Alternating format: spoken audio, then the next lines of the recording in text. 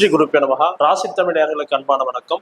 நான் உங்கள் ஜோதிடர் கள்ளக்குறிச்சி அனுமதி. இன்னைக்கு நாம என்ன பார்க்க போறோம் அப்படின்னா, குருபலம். திருமணத்திற்கு குருபலம் அவசியமா அப்படின்ற ஒரு விஷயத்தை நம்ம ஆராய போறோம். குரு என்பவர் நவ கிரகங்களிலே மிக மிக சுபத்துவம் வாய்ந்த ஒரு கிரகம். அப்ப சுபம் அப்படின்னு பார்க்கும்போது ஒரு சுபகாரியத்திற்கு சுபகிரகத்துடைய ஆசீர்வாதமும் அனுகிரகமும் அது நிற்கும் இடமும் கண்டிப்பாக அவசியமாக தேவைப்படும் என்பது உண்மை. அதன் அடிப்படையில ஒரு ஆணுக்கும் ஒரு பெண்ணுக்கும் திருமணம் செய்வதற்கு குரு பலம் அல்லது வியாழன் நோக்கு தேவையா என்பதை ஆராய போகிறோம். அதன் அடிப்படையில ஜனகால ராசிக்கு, அதாவது உங்களுடைய ஜென்ம ராசிக்கு 2, 5, 7, 9, 11ஆம் இடங்கள்ல குரு வரும்போது திருமணம் செய்யலாம் அப்படின்னு சொல்லியிருக்காங்க நம்முடைய ஜோதிசாஸ்திர முன்னோர்கள். அதன் அடிப்படையில பார்க்கும்போது 2, 5, 7, 9, 11ஆம் இடங்கள்ல குரு வரும்போது திருமணம் நடக்கணும் அப்படின்னு நினைச்சீங்கன்னா பெரும்பாலான ஆண்களுக்கும் பெண்களுக்கும் திருமணமே நடக்காது. ஏன் இதை அப்படி சொல்றோம் அப்படின்னா, உதாரணமா மேசராசிக்கு இப்போ 2025ல குரு பயிற்சி ஆச்சு. இப்ப மேசராசிக்கு இப்போ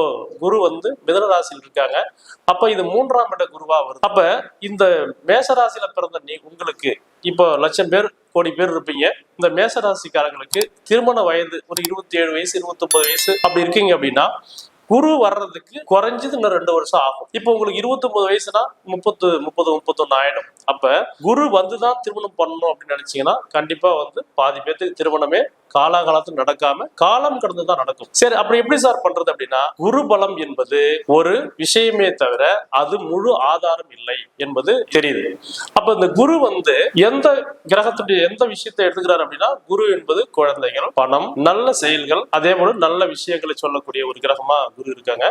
அப்ப அந்த குரு பாத்தீங்கன்னா வக்ரமாகாமலையோ நீசமாகாமலையோ அதேபடி அஸ்தமனம் ஆகாம இருந்துச்சுன்னா, நாம் சுபகாரியம் செய்யும் போது உற்றார் உறவினை போய் அணுகி நாம வாங்கன்னு கூப்பிடும் போதோ நல்ல எந்த விதமான தடைகளும் இல்லாம அந்த காரியம் நடக்கும். இதுதான் குருபலம் என்பது. அப்ப அந்த குருபலம் இல்லாத காலத்துல கல்யாணம் பண்ணோம்னா பண்ணலாம். எப்படி பண்ணலாம் அப்படின்னா, தசாபுத்திகள் உங்களுக்கு சாதகமா இருந்தா கண்டிப்பா திருமணம் செய்யலாம். அது என்ன தசாபுத்தி அப்படின்னு பார்க்கும்போது, உங்கள் ஜென லக்னத்திற்கு அல்லது உங்க ராசிக்கு அல்லது உங்க சுக்கிரன் இருக்கிற இடத்துக்கு 2, 5, 7, 9, 11ஆம் இடங்கள்ல குரு வரும் காலம் கண்டிப்பாக திருமணம் நடக்கும். அல்லது 2, 5, 7, 9, 11ஆம் இடத்து அதிபதிகள் தசாபுத்தி அந்த காலங்களில் திருமணம் நடக்கும்ன்றது விதி. இதன் அடிப்படையில நம்ம திருமணம் நிறைய பேருக்கு நடக்கக்கூடிய வாய்ப்பு இருக்குது. குருபலம் வந்துதான் திருமணம் நடக்கணும் அப்படின்றது ஒரு விஷயமே இல்லை. இப்போ இந்த வருஷத்துல மேசராசிக்கு 3 குரு பாத்தீங்கன்னா, 3 குரு இல்லாதவங்களுக்கு 3 குரு அப்ப குருபலம் இல்லை. ஆனா அந்த மேசராசிக்காரங்களுக்கு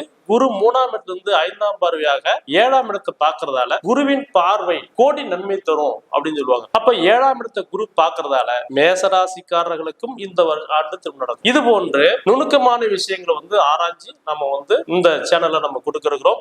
அனைவருமே இந்த சேனலை பார்த்து சப்ஸ்கிரைப் பண்ணுங்க. அதே போல குரு என்பவர் நவகிரகங்களில் மிக மிக சுபத்துவம் உடையவர். இந்த குருவுக்கு சுக்கிரன் திரிகோணத்தில் இருக்கும் போதும் திருமணம் நடக்கும். அதனுடைய தசாபுத்தி காலங்கள்ல கண்டிப்பாக நடக்கக்கூடிய வாய்ப்பு இருக்குது அப்படின்னு சொல்லலாம். அதே போல குரு என்பது குழந்தைகளுடைய வளர்ச்சி உங்களுடைய வளர்ச்சியாக இருக்கும் அப்படின்னு சொல்லலாம். அப்ப திருமணத்திற்கு குருபலம் அவசியம் இல்லை. குருவின் பார்வையோ அல்லது குருவுக்கு 2, 5, 7, 9, 11ஆம் இடங்களில் இருக்கக்கூடிய தசாபுத்தி காலங்களில் திருமணம் நடக்கும் என்று சொல்லலாம். எனவே இந்த விஷயங்களையும் நீங்க ஆராய்ந்து திருமணம் நடக்கும் காலத்தை உறுதி செய்யலாம். நன்றி, வணக்கம், வாழ்க வளமுடன்.